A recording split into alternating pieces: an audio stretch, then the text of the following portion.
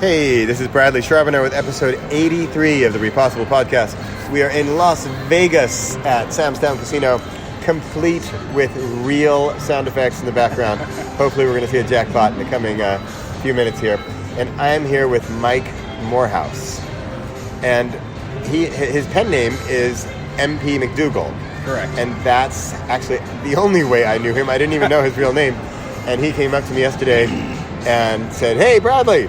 And he had to tell me his pen name or I wouldn't have known. Yeah. And I'm going to let him talk a little bit about, by the way, John Muldoon, if you're listening, in fact, I'm going to force you to listen because this is going to be a big love fest for you because, you'll kind of know what's going on. And if you don't know John Muldoon, then Mike's going to explain sort of that relationship and how that happened and how many years later are we now? I think it's 6. 6 years later. I think. So this is, for me, in my opinion, it's a quick summary. This is a story of how what you do today, the action you take today, how it may or may not, of course, affects somebody else. And it's sort of that you never know unless you do it. Right. And so we were doing it, so I'm going to let Mike fill us in with the history.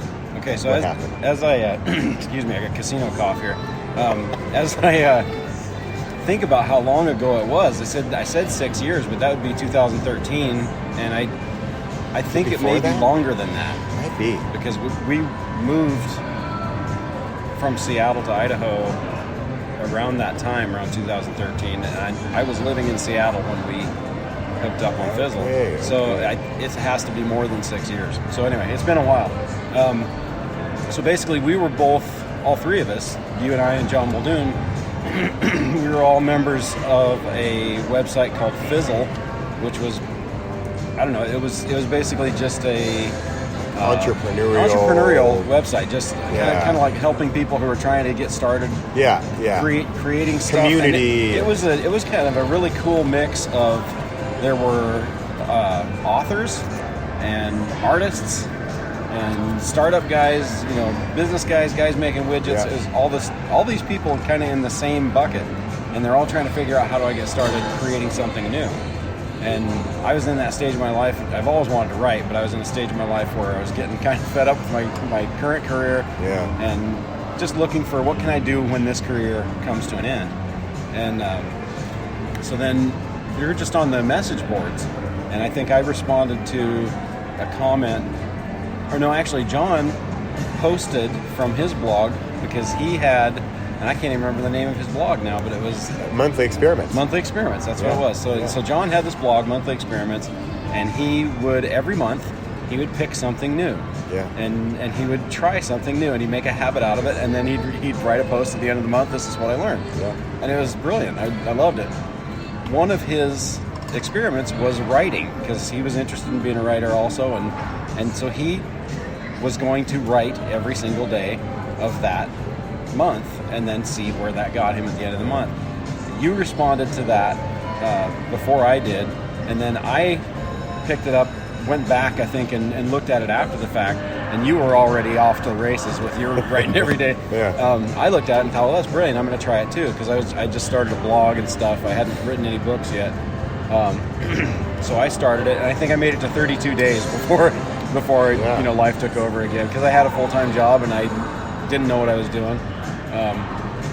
But that episode of just writing every day, even for only 32 days, that got it in my brain that I actually could be an author, because I think so often we have this imposter syndrome in our brains that you have a dream that you want to do your whole life, but you have it in your mind, well, I need an agent, I need a publisher, because self-publishing wasn't that big back then yet.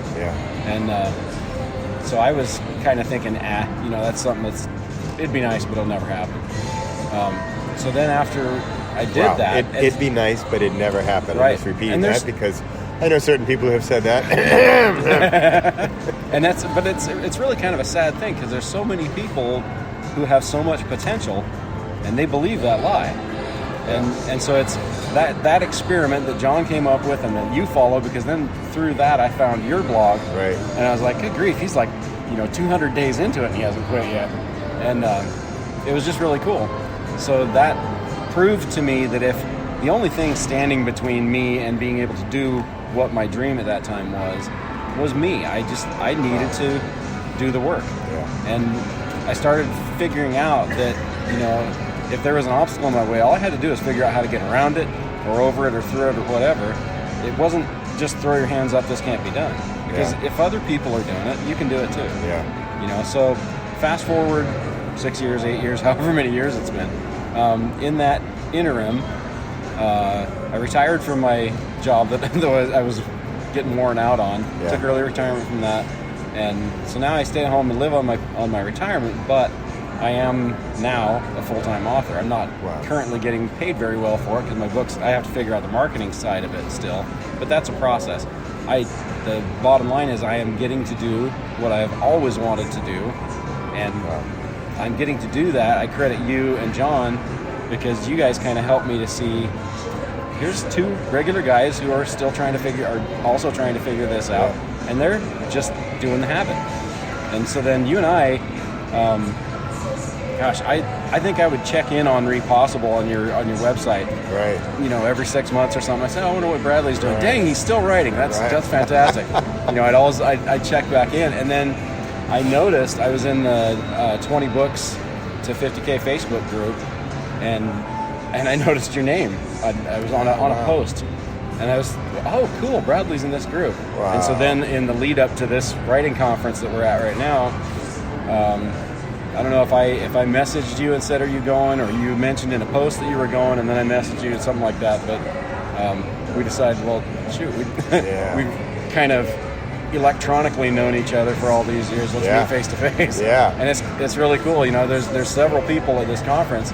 One guy, Nick Thacker, a friend of mine, who I co-wrote a book, a novel in his universe. Just used his characters. I wrote the book. He put his name on it, and he markets it for me and stuff. I met him 8 years ago online, and never met him in person until this week. And he's got like 17 books out, and when I met him, he had none. So it's really kind of a cool thing. If you look at things that you want in the sense of that's unattainable, then you're right. But if you look at it and you look at other people and use them for inspiration and an example, you don't need to be put off of what it is that you want to do just because you haven't done it yet and it seems unattainable. You just go figure out what you need to do it because other people are doing it. We just came out of Brian Cohen's workshop, and he midway through he had one slide, and he said something like, all right, I'm going to put up this nasty slide and you're not going to like it, but it's like the crux of something we all need to understand and sort of believe in, but you're not going to like it. And the word was patience. Yeah. And so here we are, Mike and I sitting here in end of 2019, November 2019. And I remember specifically John Muldoon's first day was November 1st, 2012. That's 7 years. 7 years ago, yeah. And so, for a little reference, we were at this conference where there are just multi-millionaire authors walking around here. Yeah. And there's beginners, and there's everything in between. Yeah. And we are in cocktails. No thanks. It's a little early. This is live. This is very live. No thanks on the cocktail. Awesome. Maybe a little later. Patience. I think I was talking about patience. Patience on the cocktail too. I'll wait for this evening. That'll come after the conference. Yeah. But he was talking about patience, and I think that it is a hard thing because especially here we're at this conference this week, and there are all these successful people, and you know what? There are some people who are just killing it after 6 months, and they're in their 5-figure earnings after 6 months with their 4 books, and who knows? And that is super awesome, fantastic. Yeah. I hold nothing against them. I'm only envious and happy for them. But I think for maybe the majority of us, or at least the two guys sitting right here, is that taking action at one point doesn't have to go unnoticed, or the action. Yeah, I see it very clearly in that if you do not take any action, then you can pretty much guarantee that there won't be any reaction at any point in time, short term or long term. Yeah. Whereas if you take the action, and then even better, if you inspire someone else through your action, there's a chance that it can inspire somebody down the road. And whether it's 2 months, 2 years, or even 2 decades. Right. I think it's all okay. Yeah. And I think making that first step, which the three of us did back in 2012. Right. And sure, would I rather have like fame and fortune in 2013? Sure, that would have been fun too. Yeah. But hey, I can say that the two of us are sitting right here. We're at a writers' conference because we are writers. Right. And we are doing it. Right. And every time I think about that, I get this idiotic grin on my face. Yeah, I think, yeah. Really? That's pretty cool. You know, that it's is just super cool. You know, my kids, we're teaching them some history, and a quote came up. I think it's Henry Ford, and I'll probably butcher it. I think he said, "Whether you think you can or you think you can't, you're right." Yeah. And that's one of the most, we use that on our kids all the time because they, you know, you give them a task to do and they get upset. No, I can't do it. And well, you're right. Yeah. If you think you can't, but we think you can. Yeah. So go ahead and try. You know what? I should actually amend something I said, because I said authors around here, in 6 months they're making 5 figures a month. I actually probably shouldn't judge or even assume that that's the case, because you never know with the whole 10 years plus overnight success. Right. And so who knows, maybe that author who I think after 6 months they're making 5 figures a month, I think, wow, that's magical or something, or right. wow, what a short-term quick win. Right. Whereas who knows their story? Maybe they've been slogging at it away for 2 decades. Exactly. And that in the keynote address, Mark Dawson, who is one of those authors who's just completely killing it. Right. He was saying that when he first started out, he was kind of struggling with a little bit of jealousy of other people who were killing it, and he wasn't. But then he realized, like with the example of Hugh Howey, who wrote Wool, everybody thought, oh, that's his first book, and he struck it rich and get rich quick. He'd been slogging along, writing books. That was like his 7th book. Wow. And he'd written all this other stuff for 10 years. Nobody knew who he was. He hadn't gotten discovered, and then finally he hit pay dirt with that one. Yeah. And everybody thought, oh, it's this amazing flash in the pan. It wasn't. It was a whole bunch of hard work and time that went by where he was moving the ball ahead. Yeah. You know, and it's like you said, you see the effect of time. You know, when you actually start to take action, it's almost like investing your money. You know, it's the concept of, and it's escaped me, compound interest. Right. It's the concept of compound interest. If you don't collect interest on your money's going to sit there and it's going to be worth, you know, the same as it was when you started, and probably less because it's going to devalue. But it's the same thing with action towards your goal or your passion or whatever it is that you want to accomplish. If you do nothing, that goal is not going to change. It's not going to get any closer to you. It's going to keep being as far away as you are. And you know, that time is going to go by whether you're doing something or not. Yeah. So you might as well be doing something. Yeah. You know, and that's what's cool, and that's why I say every time I see myself at this conference, a writers' conference. It's the largest independent writers' conference in the world. Wow. And I see myself here, and I kind of look around, and I'm like, what am I doing here? Yeah. You know, but I've published 4 books on Amazon, and you know, and I'm working on another 2, and I have a goal to get another 3 published next year. I may or may not get to that goal. I don't know. You know, sometimes life takes over, but I'm going to continue to move it ahead. If I don't publish my next book, you know, the book I'm working on now, I'm supposed to have it done by the end of November, and I'm looking at it now thinking I probably won't. But I'm not going to quit if I don't get there. Yeah. I'll get it done by December or by January. I'll keep pushing until it is done. Yeah. So, because if I don't, it's not going to finish itself. Yeah. You know, you just said something I really liked. You said, and I'm going to misquote it, but a minute ago you said, time is going to keep going. Yeah, that time will pass whether you do anything or not. Yeah, time will pass whether you do anything or not. Right. And I think that's a nice ending note here, because I think, so Brian, again, I'm quoting Brian Cohen just because we just came out of this workshop, but he said there's easy and there's simple, and simple is taking action. Yeah. But it's not always easy. Right.